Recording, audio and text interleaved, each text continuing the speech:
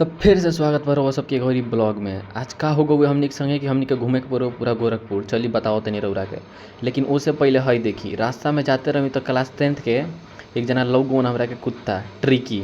देखी तो ये हवन का ट्रिकी। ओकरा बाद से चल गई कि मोबाइल की दुकानी पे ग्लास लगवावे, लेकिन ये भैया लगे तो ग्लास से ना। तो एकरा साइडवे में रहुए चाय के दुकान। तो पहले हमनी के सब जना मिलके एक कप चाय पी के, तो चाय पीला के बाद से हमनी के निकल गई कि एक मोबाइल के ग्लास के तलाश में। तो घूमते घूमते आ गई कि हमनी के शास्त्री चौक के लगे।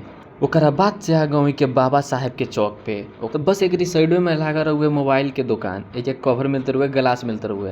तो एजे कवर लगवाई के खाली कवर मिलुए, ग्लास ना मिलुए। तो ओकरा खातिर चली हमी के दूसरा दुकानी पे। तो एजे लगवैला के बाद से सीधे हमनी के तो एजे से आगे हमी के एजे सचिन बाबू के लेवे के रहुए 12th के बुक केमिस्ट्री के। तो एजे भैया से पूछवी के, तो भैया कहता ना हइये नहीं के।